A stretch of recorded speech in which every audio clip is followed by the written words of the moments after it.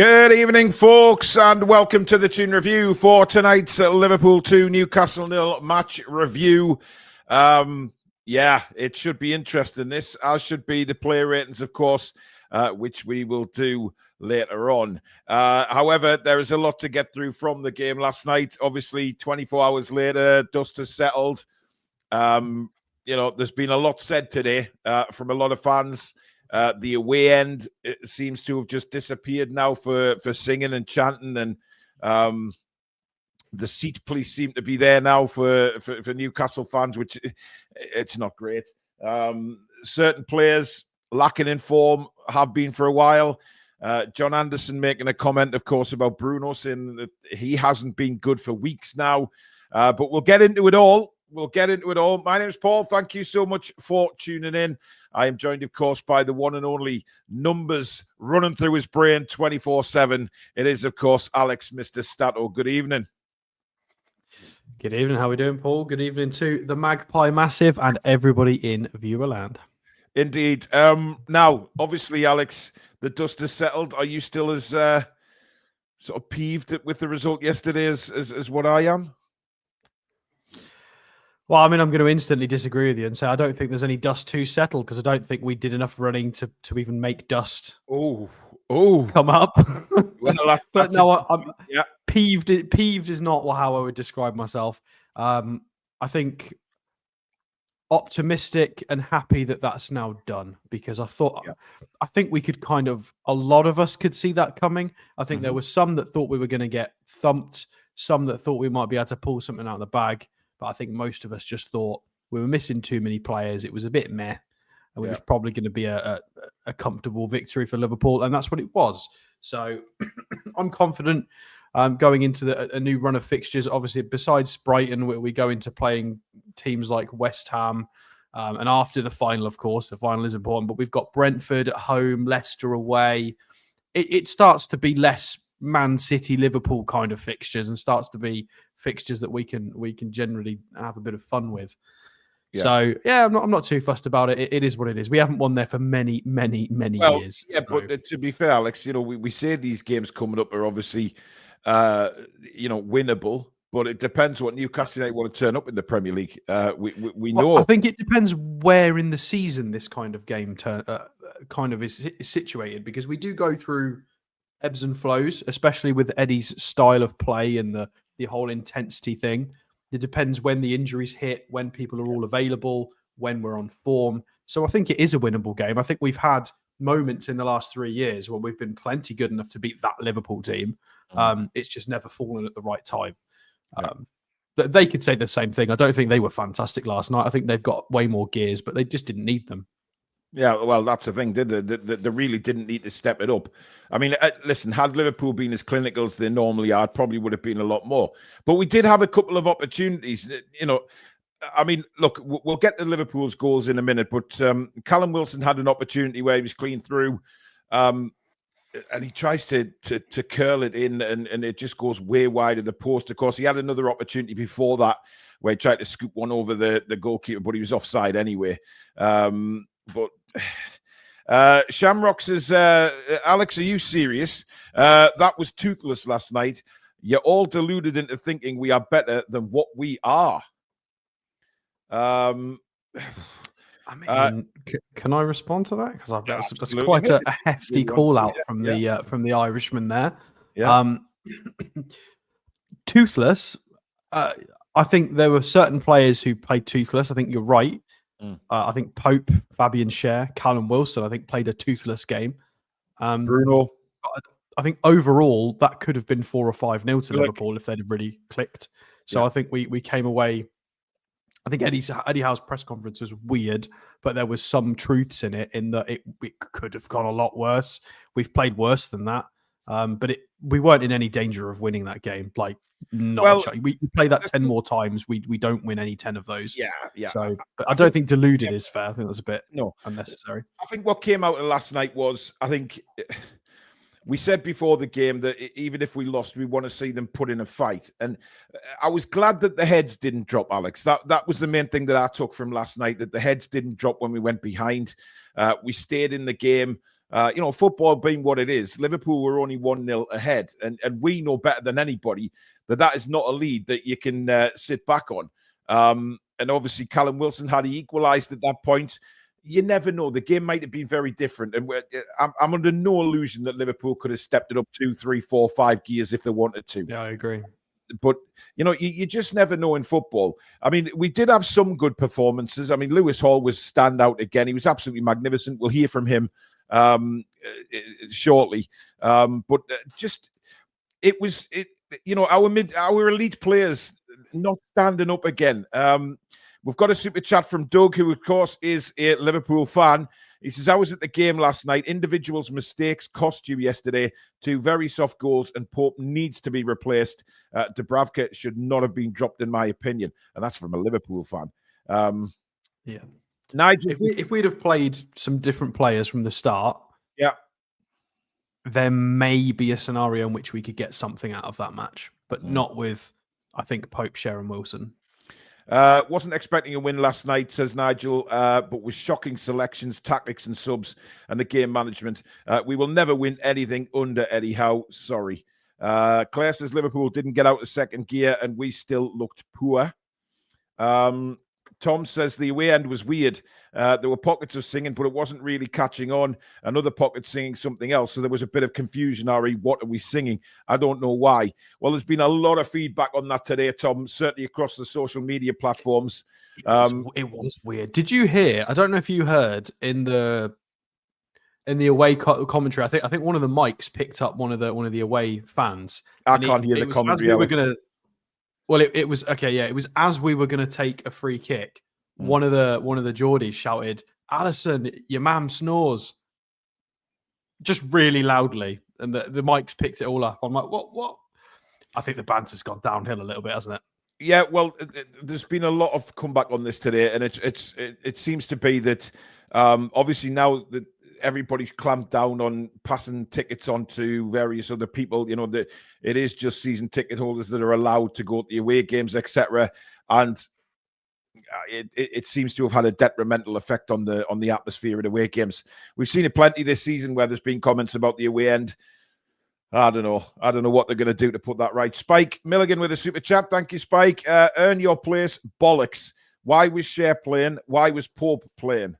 Hey, yeah, I mean, look, Niall says Alex never calls Bruno out. Yeah, all right. Hang on a minute. So, first of all, I'm getting told off by Niall for calling somebody with Shamrock in their name Irish. And I do call Bruno out. I called him out against Man City for being awful and losing his man constantly. And I called him out yesterday as well. So, back in your box. That's not fair. These shows are recorded, so we can go and clip up where I have said that. So, yeah, mate, I don't know what you're talking about. Terence says, poor game, no shots on target. Eddie said we played decent. I watched a different game. I mean, there was decent fight, but there was no decent football from us. I mean, it wasn't great. It just, not for me. It was one of those games where, as the game went on, I'm thinking, well, at least the score's going to stay down. Mike says, come on, Paul, we never had a shot on target. How we expected to win a game? Hey, Mick, I agree with you, pal. All I'm saying is we didn't give up. We didn't throw our toys out the pram. We stayed in the game. But the fact that we didn't have a shot on target is a shocker, is an absolute shocker, especially, last night when Wilson gets his opportunity. People coming off the bench who you would expect to take their opportunity and make Eddie Howe take note of them, i.e. Harvey Bloody Barnes. He gets 20-odd minutes on that pitch last night and does absolutely jack all. And how is Harvey Barnes pushing Eddie Howe into saying, we're going to have to try and get Harvey into the team. Look how he's playing.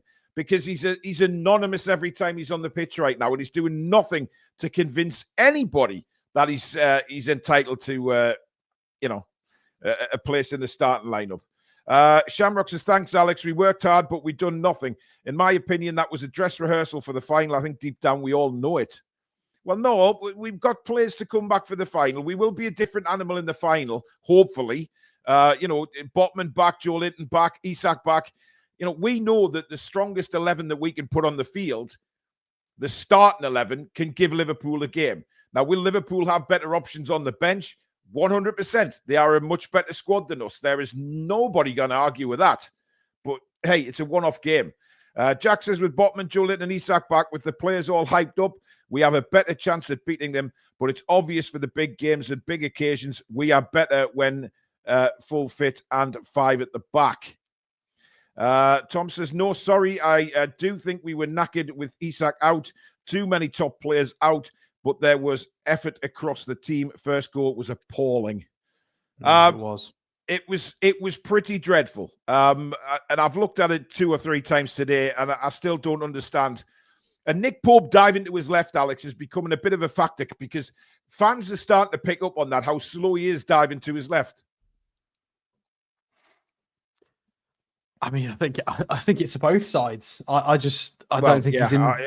Whether he's having issues with his quality or form or psychology, I don't know what it is, but I just don't feel like he's going to save anything when anything comes towards him.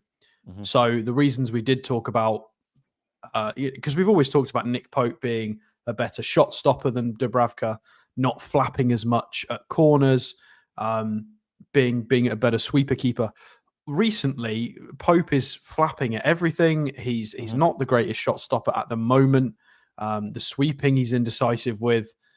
So all of those advantages you get from using Pope, we're not currently getting. Whether that's form-based, psychology-based, or permanent, I don't know. Hopefully it's not permanent. But all roads lead to play Martin Dubravka. It's an absolute no-brainer, and it doesn't make any sense. And yeah, you're right. That down to the left is one of the things that's noticeable. And Eddie Howe stated, he hasn't seen the angle, but he thinks it went through a couple of players' legs. Well, I mean, I don't believe Eddie Howe there. It wasn't hit at pace, and I'm sorry. He can make as many excuses up as he wants for that goal. I think he's really stretching to defend his goalkeeper there. He is. Of course he is. Which you can understand in a way. He is going to defend his goalkeeper, in front of the cameras. Whether anything goes on behind the scenes, who knows? But I hope somebody pushes him on his press conference in the morning. I hope somebody pushes him on the decision on the goalkeeper.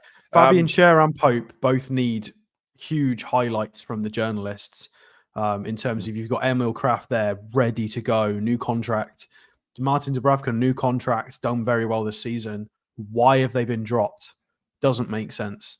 Well, okay, Kraft wasn't dropped, but you know what I mean. That needs to be raised by the journalists. Absolutely. Well, somebody put something up on X earlier today, like a list of the games that Martin Dubravka had played, certainly during the winning spell and all the way through to the cup final, and then just put a question on it saying, why have you dropped him, Eddie Howe? There's no real. Alex Turkish with a super chat saying Everton gave them a game we did not. Excuses again. Ricky Thomas says, what a disillusioned press conference from Howe. What was he watching? And if he doesn't realise Pope is utter shite after 180 minutes, we'll never win anything. Awful game management. Well, let's talk about the midfield, Alex, because to be honest, the midfield was, was shit. We had a midfield? Well, apparently. Tonali had one of his worst games in a black and white shirt for me. He gave the ball away numerous times and, of course, gave it away for their second goal. Bruno Bruno just looks so slow at the minute. And John Anderson on BBC Newcastle said, and I fully agree with him, Bruno has not been good for weeks now. And if you want to argue against that, that's fine. If you're a Bruno fan, we love Bruno. Everybody on the channel loves Bruno. Newcastle fans love Bruno. But we have to be honest. And Bruno has not been good in the last few weeks. And last night, seriously, Alex, the man looked like he was running in tar. He just got passed by so many times. And he can't seem to run. I know he's not blessed with pace, right? Like, he's never been a pacey player. But last night, he looks so slow. We're missing a physical midfielder to come in and help them, because Joe Willock, I know I'm kind of deflecting here, but I don't think Joe Willock has got the skill sets necessary for what we need in this midfield. Mm-hmm. Joe Willock is really good at certain things, and that's sort of a bit of link-up play when the ball doesn't bounce off his feet. nice and quick, runs down the left wing, can be an extra attacking outlet. But doing the dirty work that Joe Linton does, Willock doesn't quite do that. And I think it's really necessary. And Joe Linton's considerably faster and more physical than Bruno as well. So having that extra player in the middle is vital. We are missing it. We've been able to cope against certain teams. Is Bruno fatigued, Alex? That's the question, because I've seen a lot of saying maybe Eddie Howe has overused him. I mean, he plays all the time. The only time he does not play for Newcastle United is when he's either injured or suspended. He plays every single game available. There's all the cup games, everything, doesn't he? Well, if you've noticed, he started subbing him off quite a lot recently. Towards the end of games, he's been coming off quite a lot. So maybe there's something in that, or just to make sure he's definitely okay. But we need Joe Linton back. And do you know, I said this the other day, and I don't know if you remember, Paul, but the perfect stand-in terms of a bit of physicality, pace, and power that we could have done within this squad in this situation was Elliot Anderson. Yeah. He is that guy. Well, he is that guy, but unfortunately, he's not that guy for us. It is a little bit worrying because Bruno, he just looks a shadow of the player we know he is right now. That one when Kanate just sort of brought the ball out from defense and went past Bruno like a ship in the night. It was crazy. That's fantastic, because we've had a couple of pushbacks from people when we talk about Bruno not being super quick. Yeah. Now that is out in the universe for all to see, that is what we mean. He's a centre half, can just go for a little stroll, and Bruno cannot get near him. Once he's been passed, he's not going to get back in contention for that ball. He's very good with the ball, and he's good at the physical side of stuff with his deception and his body positioning and stuff. But if it's straight line, not a chance. That's why he doesn't have to be. We don't need him to be super pacey, but we need to offset the weaknesses in other areas, i.e. Joe Linton. I mean, Bruno covers the miles, doesn't he? You know, we know he does. His everywhere. stats prove that he's everywhere. And I would possibly leave him out on Sunday, you know, and put Miley in for Bruno. Because, but the thing is, Alex, he's got to have a rest at some point. I mean, I know there's an international break coming up. He's probably going to be in the Brazil squad. So he's not really going to get a break. He needs a rest at some point. And I would rather leave him out on Sunday. We do, of course we do. But Miley won't do a bad job, Alex. We know that. And Brighton have got better depth than us. Well, fair enough. It's unpolished. It's unpolished depth in that they've got a lot of youngsters with great promise. Yeah. But it's Brighton's too hard for us to go in with a soft lineup. I'm not saying a soft lineup, really, Alex. I just say that when are we going to give this man a break? Because it's clear that he needs some kind of rest and a couple of weeks off. And by the way, for me, there's a few people in the chat taking this the wrong way. By me saying I don't want Bruno drops, that doesn't mean I don't think Miley's good enough to play. I think both. I think Miley is good enough to play, but I also don't want Bruno dropping. I think both are true. Greg's asking if there's any update on Lascelles. He won't be back till towards the end of this, a couple of weeks before the end of the season. Ronan with a super chat. We've got no quality to break down teams unless we counter into space at full speed. Between Gordon and Willock, they are generally bad on the ball unless at full speed. And another one from Ronan. Greyhounds with no brains bar Isak. Ask those lads to think and they run into tackles, fumble passes from 2 yards. It's bad. Murphy did that a lot yesterday. Yeah, he got no passing options on, which is, again, I find myself saying the same thing as I was saying against Man City. A lot of people not showing for the ball. Like, certain players would work their arse off to get the ball back, and then they'd look up, and there's absolutely nowhere to go, no one to pass to, and then we just lost the ball again. Well, let's hear from Eddie Howe. Actually, there's another super chat from Ronan. Thanks, mate. Bruno won't see past 30 at the top level. His body looks knackered, and he is one to unlock the PSR cash cow in the summer, in my opinion. Well, let's hear from Eddie Howe. A snippet from NUFC TV, around 50 seconds interview, covering the main topics. This is what the manager had to say after the defeat to Liverpool last night. I thought it was a very competitive game. Liverpool, obviously, a high-class team, very dangerous team in all phases, and I think compliment the lads sort of in one phase where defending counter-attacks, very, very difficult. They got such pace on transition. I thought we defended those moments really well. It was just really frustrating, the two actions for the goals, really. I think that's the most disappointing thing. I mean, very similar passes into the box, man unmarked, and they've scored relatively simple-looking goals. And they're very simple to stop from our perspective, so that's the frustrating thing. And then you look at us with the ball, and similar really around the box. I don't think we were particularly good tonight. Our final ball wasn't great, but in between the boxes, I thought we were really competitive. No, Alex, he talks about being really competitive. I'm sorry. We weren't competitive last night. Liverpool strolled through that game. And that's the worry for me, saying that it's competitive when, you know, we as fans, we're not stupid. And I can see quite a few people in the chat responding to those comments, saying how the hell we were competitive. We didn't get a shot on target, etc. But competitive, I'm sorry, I would not put that word in for our performance last night. Yeah, I mean, I think that's... I don't know how you can put those words out and not expect a little bit of backlash. I mean, I really do like Eddie Howe, but that's a little bit of an overstatement for me. I think the only thing that looks like we were competitive is the scoreline. Looks like we didn't get thumped. You know, 2-0 is still within the realms of okay, still a loss. But I don't think the attack looked like it was ever going to work. A couple of half chances. Didn't look great in midfield. Didn't look settled centre-half positions. Fullbacks were not run ragged, but had a real tough evening. Goalkeeper mistakes. I don't think we were competitive. I think we were kind of pushovers, and Liverpool just didn't go for the throat. I don't think we weren't bad, but we weren't at all good. We were very much middling and very easy for Liverpool to win that game. Very easy for them. Yeah, it's a training exercise for them. They were enjoying themselves. Which, I mean, Shamrock says that's my frustration, guys. We weren't competitive.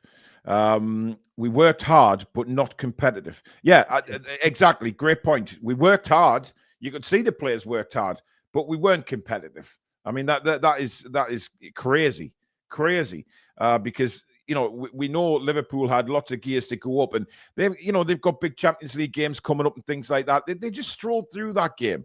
And for me, the disappointment is that some of our top players want to be in the Champions League. And last night was a chance to showcase how good and why they want to play in the Champions League, going against the best. And unfortunately, it just did not happen. Chip is with the super chat. The worry for me is that it isn't the first time where we've had no shots on target in a game, and how Waffles shit at full time. It's unacceptable. Dear. Abhishek says, Howe isn't ruthless. He should have benched Share, as he's becoming a liability now. Our so-called big players are inconsistent and never turn up in big games. Then they come and say they want to play Champions League. I mean, they do turn up big games, because, you know, we had big games against Arsenal in the two-leg semi-final, and they turned up. If anything, we've been guilty of turning up more in the big games and less in the other games. This is only a recent thing. Yeah, but I'll reiterate that the Premier League form for me is just a worry, is a huge worry. But we're still sixth. That's the crazy thing about this. We're still sixth in the table. Yeah. Well, this is why I'm positive, because we're going to get these players back that are out, and March is considerably easier. Well, cup final aside, March is easier than Feb. So, you know, but like you say, Alex, it's these games that the lesser Ash teams... has just said recency bias. Yeah, I think we're all a bit concerned, because since the Wolves win, and it was a win, we've had a lot of holes in our game that we've all been able to see. But going into March, there are more winnable fixtures, and we'll have players back. So we're not going to have months this, you know, nobody expected us to go on that 9-game win streak. Nor did I. 99% of the fan base thought he was pretty much done. It was going to be a tough time. So I'm unwilling to just say it, you know, that we're not going to be able to pick form up, because look what's happened after the international break, Alex, the pressure is on. The cup finals out the way, the pressure is on, because they will have to prove that they can go out and beat, you know, not sounding disrespectful, the lesser teams in the Premier League. Yeah, we can. Going into December, there was nothing to suggest we were going to go on a run. Nothing. We were poor. We were really poor. At the end of November, we were absolute crud. And then we went and on a 9-game win streak, and we improved and improved and improved. So for me, it's really hard to tell because we're not just going to keep going down. I don't believe that. I think we'll stabilize and we'll get some players back and we'll start playing. We'll have some better games with energy and we'll play well. We'll get wins. I just don't know. It's just hard to predict when that's going to be. So March looks easier than Feb was. So we'll wait and see. I mean, Terence is saying there only a couple of points from 10th. Yeah, but we're not 10th. We're 6th. We're still up there. 4 points, third place Forest. LG says been poor all season. Even the 9 games, some games weren't good. Anyway, one player that was outstanding again last night was, of course, the left back, young Lewis Hall. Absolutely fantastic performance. And this is what he had to say after the game last night. It was an incredibly tough place to come against a team that's absolutely flying in the league and all the cup competition. So it was going to be really difficult. But yeah, we can be proud of our efforts. Everyone put in 100%. And yeah, we just got to dust ourselves down and go again on Sunday. You kept their chances to a minimum because they had 2 shots on goal really and they both went in. But at the other end, difficult to create too much against a team of their quality. Yeah, definitely. I think we did have our chances of our own in the first half, especially. I think if we put them away, then the game changes. But yeah, I think when you play against a team like Liverpool, you know that when they get chances, they're likely to put them away. So I think we've got to look at the goals and see what we can do better and analyse that and take that going forward.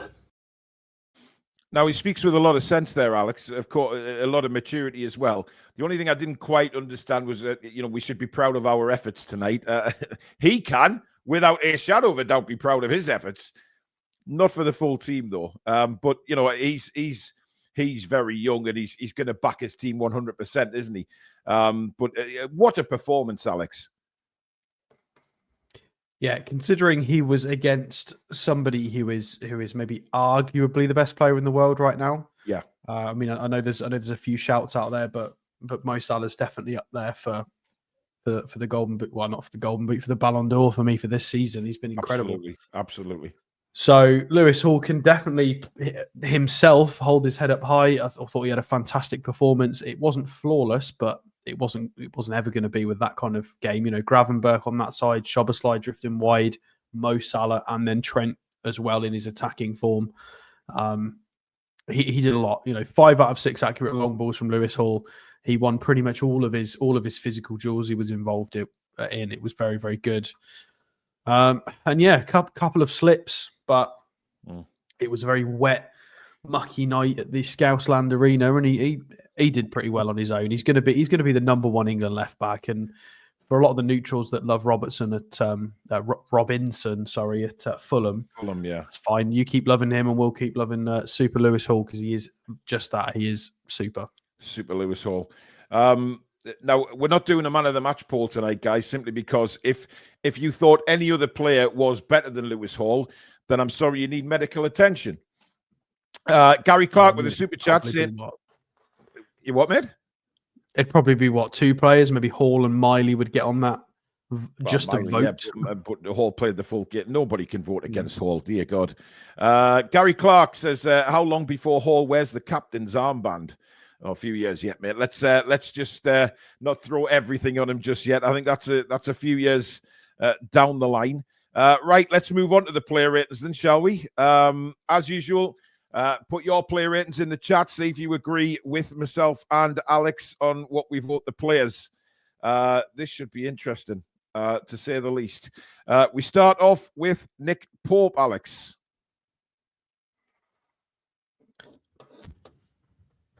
I'm trying to think of a positive. Goals prevented statistic is minus 0.91, which is terrible. I think he looked 3 shaky. Shots on target last night, 2 went in.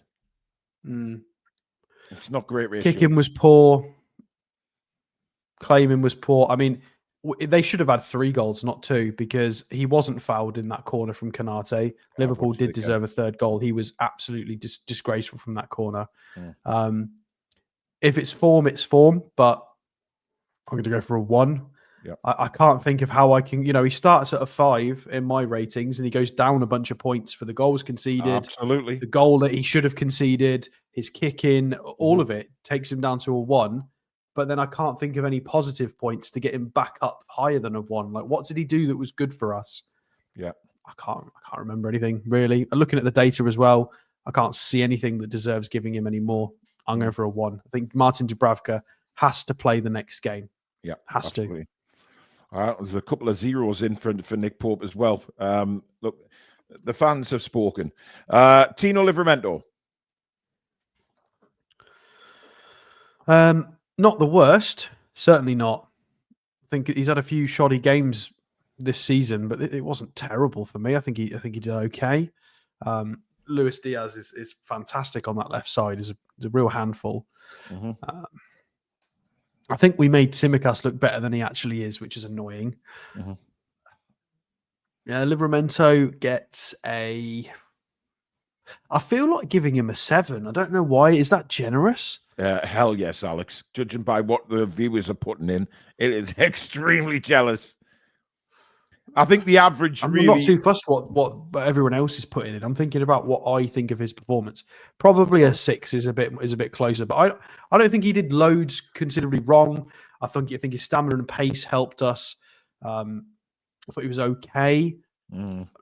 I'll go with a 6, but it was telling that we looked a bit better technically when Trippier came on. But this keeps happening. We keep having one game with Trippier and then one game with Livramento, and sometimes they have a good or a bad game, and we can't make our minds up as to who we think is going to be a good fit.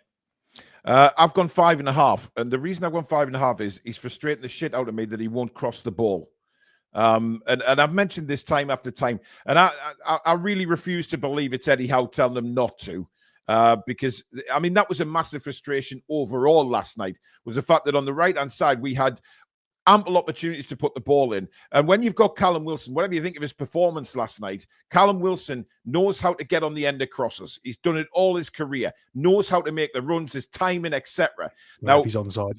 Yeah, well, he's onside. But we just do not put any quality balls into the box for Callum Wilson. And the crosses that did come in last night were straight on Van Dijk's head. We don't... It just doesn't happen. And Tino, he freezes. I don't know why either, because he's got tremendous pace down that right-hand side, can take players on, but he just a little disappointing for me, but 5.5. I've just seen a crazy comment here. Alan seems to think that Hall and Tino will both be sold in the summer. I don't know about that. No, I can't. We then have no fullbacks. I don't think the urgency's there to sell this summer. I think we've done all that hard work. I think we're going to spend in the summer. I think the hard work's being done with regards to PSR. So I think we're going to make additions. Squad turnover. Indeed. Lewis Hall, Alex. I mean, we still lost 2-0, should have been 3-0. And he got skinned a couple of times. But overall was fantastic physically. Technically got us out of a few holes. I think the Liverpool fans asking for a penalty for him slipping in the rain need to just check themselves and have a little conversation with themselves. They want penalties for anything. Do you think you are? Man. Yeah, absolutely ridiculous. Do you think your Man United fans calm down? Honestly, I know Doug might still be there. I hope you don't think that was a penalty, mate, because that was tragic. Yeah. But yeah, physicality, technical ability against the best winger in the world right now. I'm going to go for a 7.5 because we lost 2-0, should have been 3-0. However, he himself, it's hard because I've got to grade him on that game and he got skinned a couple of times. But contextually hard to mark. I think you've been a little bit harsh there, Alex. I've gone a 9. I thought he was outstanding. And the fact, I know you mentioned there he got skinned a couple of times. Yes. However, the amount of times that twice on the halfway line, of times that he tackled Salah and didn't allow Salah past him was absolutely bloody brilliant. And I think this kid just oozes class, oozes confidence, and hopefully is going to be our left back for years and years to come, as well as international. I think he was outstanding last night, and the fact that he got taken on a couple of times by Salah. but he didn't ever lose his head. He didn't ever lose his concentration. He stuck to Salah like glue. And to be fair, whenever Salah did get into the penalty area, he found it very difficult because Hall was there. And the only time that Hall wasn't there in the penalty area, Willock came back with some decent defending I think that was in the first half. So I just think he's outstanding. I don't know. I think you're being quite generous there. I think Salah enjoyed himself last night. He didn't get a goal, but I think he was having fun. He was playing that ball with the outside of his foot round Hall to nearly get Diaz. Look, he's a world-class player, Alex, but I just think that against a world-class player like that, I think Hall was outstanding. I agree. I don't think 7.5 really... It's fair for the game for me, but not fair when you. But I can't change his rating because it's Mo Salah. Well, that's why. I agree. Player ratings are all to do with opinions, aren't they? Fabian Schär, Alex. I'm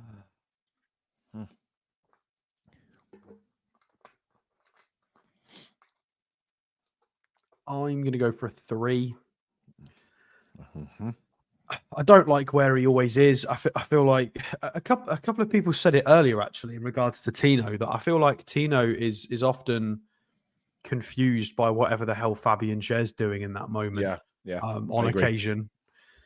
I don't know. I don't like his positioning. I don't trust him when we're getting countered. As soon as there's a tiny bit of space between the midfield and the back four, you just know that Fabian Schär's going to bottle it every single time, and he does. He needs to, is he still competent enough to be a centre half in the Premier League? Yes, but he's having a torrid run of time. He needs to be benched. I'm going to go for a 3. He needs to sit out. I don't care if he's on his day he's better in every aspect than Kraft. He's not currently. His form is so bad it requires rotation. Mick Law gave him a 6. Mick, why did you give him a 6? Just I'd love to know why you gave him a 6. If you can just put it in the chat. I've given him a 2. I just think he's just lost this. And I see Steve saying there he was a Warrior for 3 years, but this season has been shocking. He's lost that Warrior status. Absolutely he has. And we still, is it age? Is it just that he's losing form? I don't know. But the fact of the matter is the manager needs the bollocks to drop him. And that might send a message to Fabian Schär. But at the minute, when he's not playing very well, he gets it in his head that he's doing nothing wrong. He's getting picked week in, week out. There's no pressure on him. But if Eddie Howe decides to turn and say, sorry, Fabian, you're sitting this week, we need you on form. You haven't been at it. Say it behind the scenes. Get him riled up. Get him back to where he was. But picking him week in, week out is not going to help anybody with Fabian Schär, because I said this last night, Alex, right? Sorry, I said this last night. You go on. In the last 5 minutes of the game, summed up Fabian Schär, right? His performances of late. Trippier's stand on the halfway line, right? Fabian Schär, Trippier's unmarked and has the whole right-hand side to run into. Liverpool had all come across, and he ignored him. He turned back inside and tries a left foot pass through the middle of the park, which Konate just stepped up, read, bang, straight to Konate. Konate straight to Salah. They're on the break again, and it was a great tackle from Lewis Hall. It just sums up everything about Fabian Schär at the minute. The lazy passes, just this lazy kind of body language. It's not bloody good enough. Yeah, it's almost like defensive Berbatov, isn't it? He's got that swag about him. But Berbatov actually did it. Well, I mean, they're different players, very different players. Obviously, Fabian's a centre half, but he's got the same mannerisms, and he does. The problem is when it works, it looks like he's elite and silky and sexy football. But then when it doesn't work, it looks really lazy, which has been a lot recently. So, yeah, I don't know what more to say. Fabian Schär should have been dropped 3-4 games ago for me. Yeah. He's had plenty of time. He had a bit of time out with his. Did he have a ban? He had another ban, didn't he? He had a bit of time out, and we thought, he'll come back and maybe he'll be rested. He'll play a bit better. It's just not work. It's not happened. It's not happened. He needs some time out. If we're giving Emil Kraft a new contract, use him. Yeah, use him. I'm so sick of having so many players on the books that we're not going to use. We've got Ruddy, we've got Gillespie, we've got Kraft, we've still got Jamal Lewis at the club, we've still got Isaac Hayden on the books. I'm absolutely sick of having between 5 and 10 players that do not play football. It's ridiculous. Yeah. It's hurting it's hurting the results. It's hurting the team. Yeah. Got a super chat in from Gary Clark again. Thanks, Gary. Cher's best position is in a rocking chair. Anyway, I don't think he's done either. I don't think he's done. No, he I don't needs think he's competition, done. and we need another centre half in. Like, there's nothing wrong with Fabian Cher having to fight for his place and maybe being a rotation player. If he doesn't want that and he wants to leave, fine, we'll let him leave. But I don't think he's able to be the main guy. Like, how many games did he play when Eddie Howe came in? The season we got Champions League, didn't he play 37 games or start 37 matches? Like, this guy has been an ever-present centre-half for us. He really has. Yeah. He's played a lot of football, but he needs challenging. I mean, I think the club agree with our points because they tried to sign Mark Gahey in the summer. That was the priority, and we couldn't get him. So the club obviously were going in that direction anyway, and now we're, 9 months on, and it's no different. Yeah. Well, let's move to his defensive partner, Dan Burn, then, Alex. Better than Fabian, but still did a couple of things I wasn't super happy with. He tried that stupid step around and right foot pass it through the middle when there's loads of people in front of you, and he just lost the ball. I don't know why he did it. It was dumb. He did it against... Who did he do it against? Man City. Whoever. Yeah. He did it against somebody recently as well.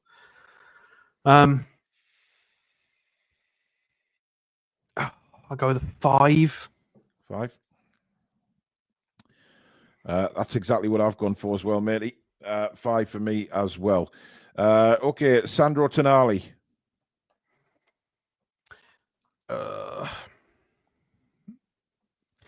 Good physically, okay in the first half, but I think he was trying to get his head up and find runners, and there were none. There were just no runners. There were no runners at all. Yeah. So it was a tough game for him. I think the midfield, I don't think it was balanced. I don't think Joe Willock works. We can't be playing that kind of system. We need Joe Linton. It was a poor second half as well. Mistakes. Eddie Howe, I'm surprised Eddie Howe wasn't angry when he described in that press conference that nobody marked Szoboszlai for that first goal. He said it with such calmness.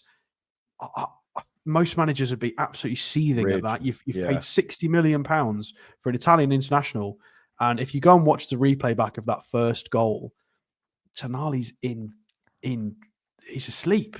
He doesn't pick. He's actually following Szoboszlai, and then he drops off. It's the same for Bruno for the second one, Alex, because he's the man that's actually on McAllister, and then suddenly the ball goes to Salah. Bruno backs off 3 yards, and when McAllister gets the ball back, he's like, "Oh, fair enough. I'll just." Bruno and Tonali are both guilty of that same kind of move where they just. But there have been for a few games, Alex.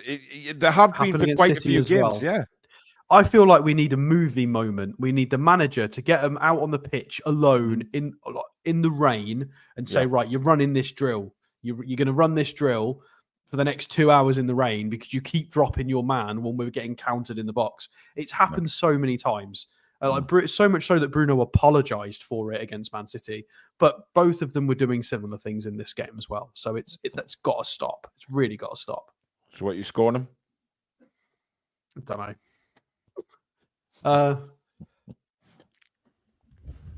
5.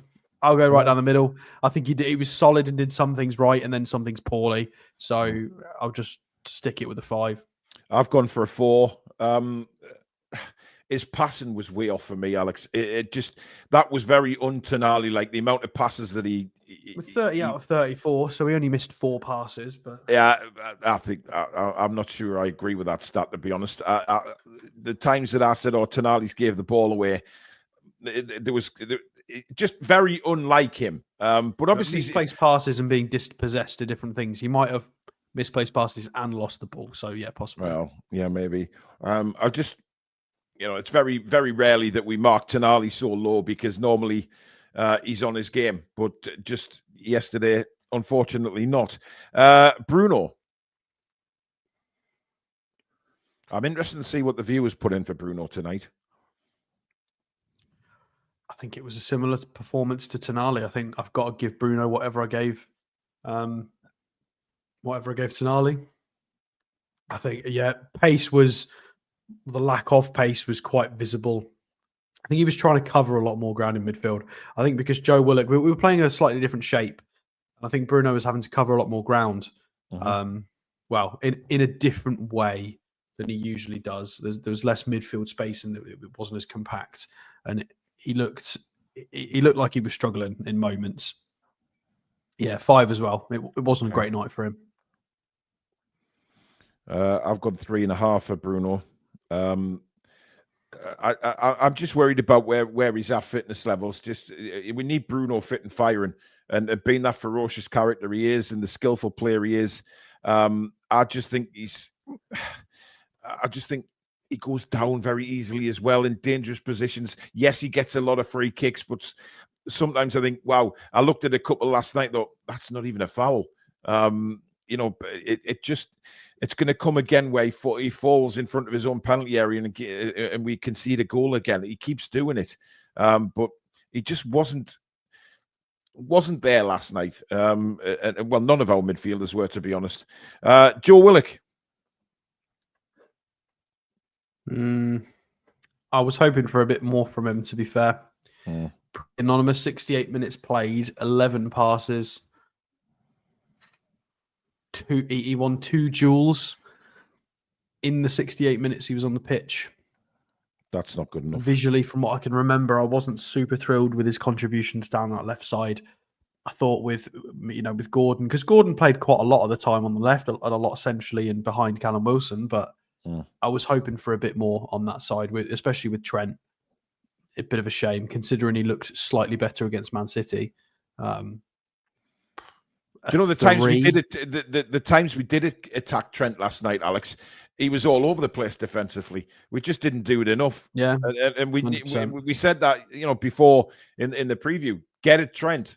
But the times we did, he was all over the place. But we didn't do it. We just didn't. Did you give him a 3 there? Yeah. Okay. I've gone with a 2. I thought he was dreadful, especially second half. The amount of times that he was receiving passes and they just bounced off his feet. It was really strange. It just bounced off him and the possession lost. It was, I don't know whether it was careless or he just, I don't know what it was. Concentration. But nah, what I want to see from Willock was what I saw in the first half against Forest when he gets the ball and he drives us forward, Alex. He pushes the team forward because he drives at the defenders. It just wasn't there last night. Again, Peter Garthwaite with the super chat. Thanks, Pete. Do you think his superiors should be telling Eddie how to drop certain out-of-form players as he doesn't seem to have the bottle to do it himself? No, that's where I think you're asking for trouble. If people started, that's not a good box to open. Let's keep that closed. Jacob Murphy, Alex. Jacob. I mean, it was his birthday the other day, wasn't it? 30 years old now. Yeah. I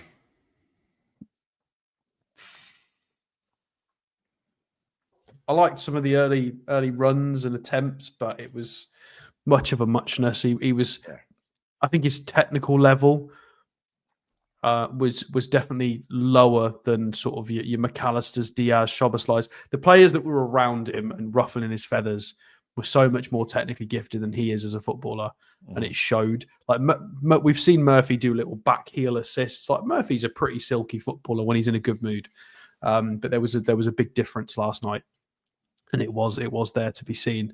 Yeah. He wasn't terrible, but 4. It was better than Willock, but it's still a real tough game.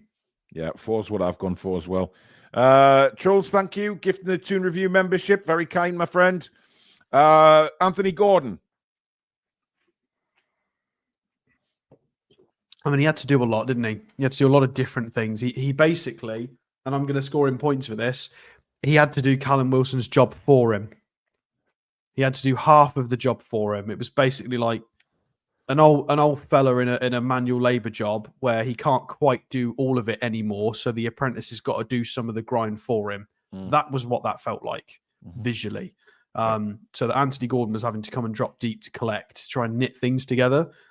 And then the press was non-existent. The first 4 attacking runs Callum Wilson made, he was offside in all of them. For the Jacob Murphy cross come shot that went behind, Callum Wilson was offside for the entirety of that run, all of it. So if the ball had come in at any point during Jacob's run, he was offside. So Anthony Gordon was having to, I don't even know. I think he really struggled because he was trying to sometimes play left, sometimes go and join Callum, sometimes come short. Well, it was interesting when we were defending, Alex. I don't know whether you picked it up last night, but when we were defending in 4-4-2. It wasn't the normal 4-5-1 shape. Gordon was level with Callum. It was a 4-4-2, which was interesting. I think Callum was selfish, and I think he wasn't. Well, there's a surprise. Or he was offside, and I think it really hindered Anthony Gordon's game. I'm going to give Gordon a 4, but I think we need to put a little post-it note on that I don't think that's entirely down to Anthony Gordon. I thought he tried very hard, but he was having to do a lot of things to the detriment of his own game. So a 4 with a pin in it. I've given him a 6 because I agree with everything you said, Alex. All I want to see from Gordon is more attempts at goal. Create more. That's the only thing I think that I've got a criticism of Anthony Gordon, because he runs his nuts off. He tries his hardest. The free kick he took was dismal, to be honest, when he had that opportunity. But he works his socks off, right? Every game, nobody can see everything you're I'm getting criticized. Don't you dare say everything you're saying is Don't say you thought I was going to mention Mickey then, didn't you? Yes, I did, and I was going to kill you for it. But look, Gordon, he takes players on, but I just want to see more crosses come in, more smiles, shots. He runs. No, he doesn't smile very much, but he does. He creates a lot more than Miggy. Come on.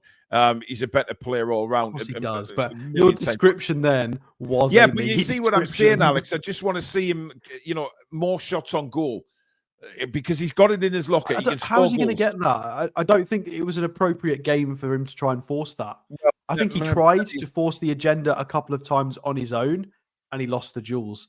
A couple of times he tried to go to the byline, and the ball would ping out for a goal kick. It wasn't his night. It just wasn't his night. He definitely tried those things. He tried to force it. It didn't quite work. But he was having to do a lot of other stuff as well. I just wish we could let Anthony Gordon go do what he does best. Go and be a left winger, join up with Isak a bit and just play his own game. Because trying to get him to do whatever that was yesterday, it's detrimental to the team and to him. So... Well, Julie J is fuming with last night's performance. She also says, losing patience with the dismal performances. The old saying, we don't demand, we win, we demand a team that tries. I think they tried last night, but there was no competitive aspect of the game at all. Right, let's get to Callum Wilson, Alex. Woohoo! This is the easiest 0 of the night. Wow. 0. Absolutely disgraceful performance from Callum. In fact, I'll be nice. I'll make it a 1. I've already written on 0 the down, Alex. I'm sorry. Okay, well, a figurative 1 then. A figurative 1, just to give him the benefit of the doubt that some of it might have been rust and cobwebs. But the being offside constantly for a lot of attacking players. Willock, who again is a 25-year-old attacker, he's throwing his arms up 2 attacks in a row because Callum is not moving at all anywhere. Nobody's making any runs, and your 9 is just stood there, just gawping at people. Absolutely useless. And I know that's really harsh. And again, we want to treat these people like people. There's a human aspect to this. We are on a show. People watch these shows. We love Callum, but that was crap. I know it's Liverpool, but that was poor. Like, it doesn't matter if it's Liverpool or Swindon. You can still be onside in a run. Yeah. Especially not 3 times in a row being offside. It was so poor. So poor. And the one opportunity he had, fine, he didn't take it, but I think he's done. Unfortunately, I was excited for his comeback to maybe try and help us a bit more towards the end of this season, but I hope we get better than that from him when he plays. The injuries just took the toll. Jet, I saw that as well. Lee Ryder gave Wilson a 7. That's why I pay What? no attention to Lee Ryder's. Lee Ryder, when he does his player ratings, I never agree with them. Yeah, I'm sorry, I don't know Lee personally, but his player ratings, sometimes I'm staggered. I mean, how he can give Wilson a 7 for last night's performance. I've gone with a 0 as well, Alex. I thought he was just terrible. We can. How has Lee Ryder given him a 7? I don't know, mate. I don't know. I tell you what, can somebody do me a favor? Can somebody go on the Chronicle and find what was his description for that 7? I'm really curious because I feel like maybe we should apply for a press pass with some of the dross that's coming out of there. I know we try to be respectful of people because we've rubbed people up the wrong way, but if Lee Ryder's going to give Callum a 7 for that, Jesus Christ, we've got some problems. I was staggered. Anyway, he made 4 changes just after Liverpool went 2-0 up, of course. The old reactive substitutions. Trippier, Miley, Barnes, and Asula came on. So we'll start with Trippier, Alex. I actually didn't mind Trippier when he came on. I thought he was really good. He gave us a tiny bit more control. At least he tried to wrestle some control of the game. Where is the stats? Here you go. 25 touches of the ball, 18 out of 19 accurate passes. I thought he was trying to make things happen on that right-hand side. He won 2 of his 2 duels. I thought it was a good little appearance. I thought he came on and he tried to make things happen and give us a bit of control. I'll go for a 6.5. I thought he was okay from Trippier. I've gone 6, exactly the same reasons as you, Alex. I think, he does install that little bit of oomph, and he's certainly not frightened to bollock people on the pitch either, which he did a couple of times last night, which we need. He's a leader, as Kieran Trippier, and he earns that respect. I mean, he came on in a very difficult situation. Sorry, Paul. Made a decent fist of things with a couple of glimpses of goal before being forced off after a blow to the head. At least he looked capable of finding something. What? Finding what? A knee to the head? Nemo! He was finding Nemo. He was lost in the depths of the ocean last night. Bloody hell, a decent fist of things. What are you... I know I'm not from the region and I've got to watch my tongue to a point, but what on earth did you watch? Yeah, that's incredible. Lewis Miley, Alex.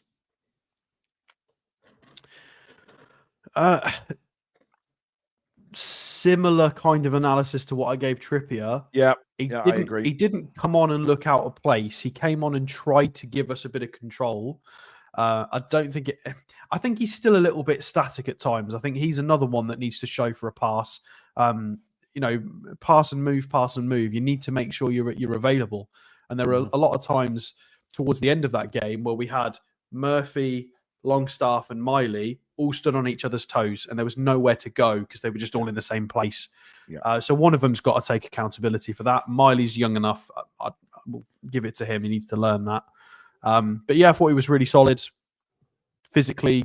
I mean, he wasn't involved in any. He lost 2 duels. Okay, I mean, from memory, I thought he was quite good physically, but apparently not. Only misplaced 1 pass. I'll go with a 6. I thought it was okay in a tough situation to come on in.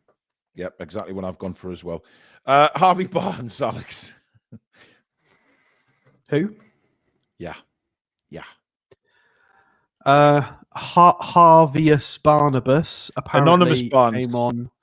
Anonymous Barnabas came on. Came on with the 4 substitutions. He made 4 substitutions in the 68th minute. He did.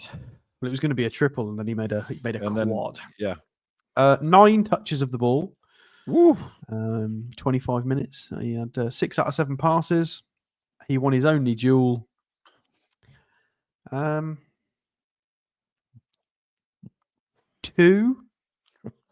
Okay. I mean, do we score him as high as Willock? I gave Willock a 3, so no, Barnes gets a 2. Well, I've given him a 0. I think he's just anonymous, Alex. He may have had 9 touches of the ball and whatever, but it's what he does with the ball. It's just absolute garbage we're seeing from him. And, you'd expect Harvey Barnes to... I said this the other day. When he comes on as substitute, you expect a little bit of fire from him.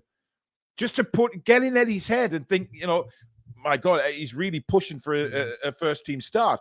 No way in a million years would I look at Harvey Barnes now and think, oh, yeah, I'll put Harvey in. He's installing loads of confidence with me. He's garbage right now. Can we have a poll, being as we don't have a man of the match poll, a very quick one? Well, Alex, we're up to the hour, mate. So what were you going to say? I'll broach the question to you then, but you guys can just gauge this in the chat. if West Ham come in with a 25 mil bid for Harvey Barnes in the summer, do you take it? Yes. 100%. Just as a hypothetical scenario, I feel like that's a kind of club that might try for that kind of signing. Because I tell you why, Alex. Because we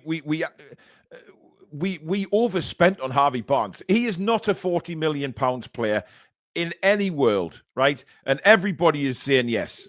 Everybody is saying yes. We take it because I think we overpaid for Barnes. He's a decent footballer, absolutely. Has he scored some good goals for us? Absolutely has. But he's not where we want to be. Ash wants 35 to 40 million. Yeah, but Ash, mate, when we bought him, he was 26 and he just banged in 15 goals for Leicester. Yeah, you're not going to get anywhere near that. Off the back of that anymore. It's not going to happen. Yeah. You're not going to get a return on investment on Harvey Barnes. It's not going to happen. No. Will Asula, Alex? Really disappointed. But again, he's young. I guess I can't keep saying that. I wanted a bit more from him. I've really enjoyed his performances in the Cups recently. Yeah. And I think he was just a bit... I'm going to say it, so everybody get your bingo cards ready. He just looked a bit raw still. He just needs to be refined. But he's just a bit... I don't know. It's just one of those calves that's not quite grown up. He seemed like yet, a headless running chicken around last the night. field. He was running around. Again, you can tell that the pace, power, physicality, the drive, he's got so many good features to his game. He just needs a lot of refinement.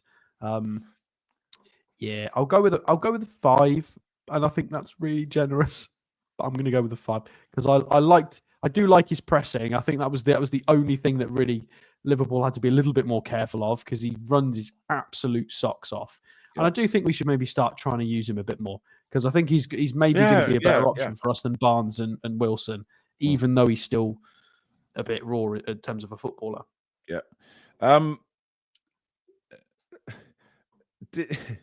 Sebastian says Ryder gave him a set. Are you talking about Asula or what we were talking about earlier? Or Barnes. Please don't tell me he gave Barnes a set. No, Jesus Christ. Jesus, no. I've gone for a 4. He came on. He made his presence felt. He did get stuck in, but he needs more time on the pitch. Without a shadow of a doubt, he needs more time. We're not going to rate Longstaff because he come on the dying minutes. However, his first touch of the ball was in our D and passed it straight to McAllister or a Liverpool player. I don't know who it was, but it was outstanding. It was a 2-yard pass. A 2-yard pass and give it straight to Liverpool. Unbelievable. But he touched the ball nearly as many times as Harvey Barnes. Well, that's a fucking surprise. Somehow. Yeah. Right. Eddie Howe, Alex. I mean, this one's going to be interesting.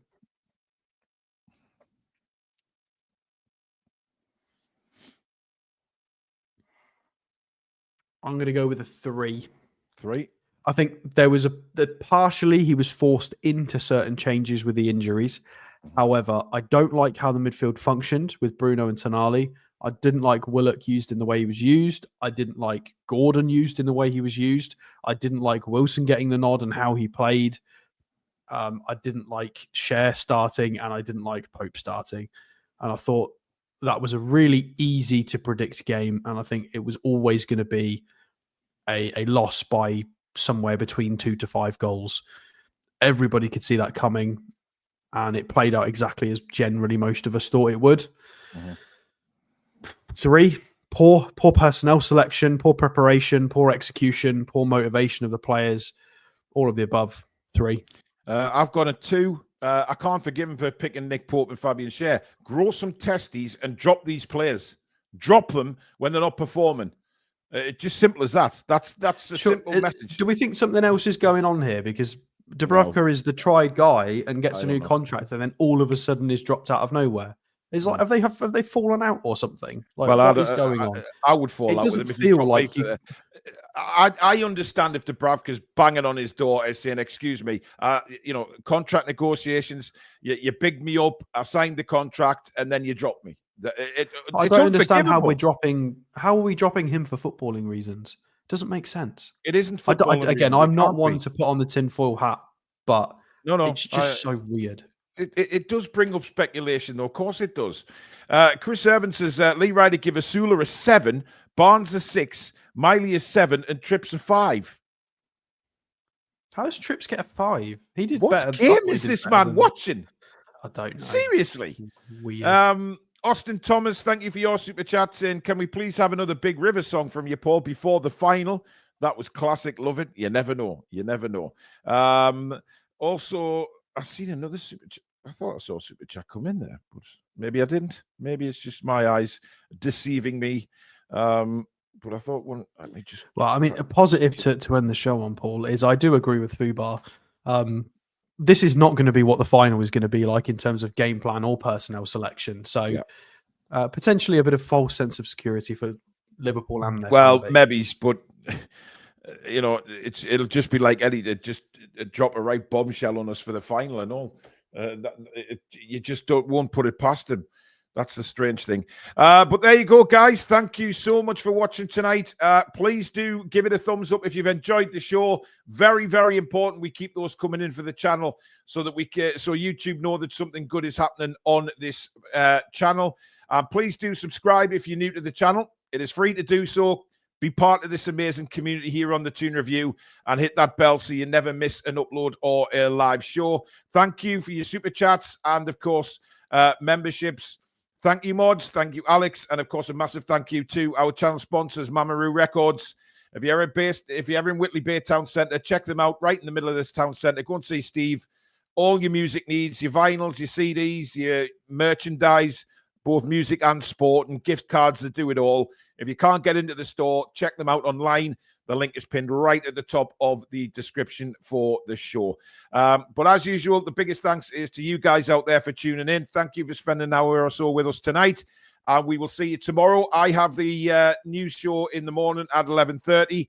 I'll bring you all the latest morning news and, of course, reaction from Eddie Howe's press conference. Let's see if he's pushed on anything from the Liverpool game.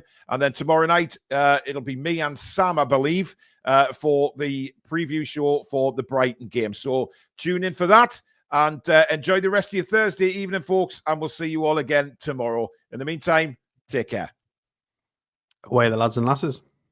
Come back and check out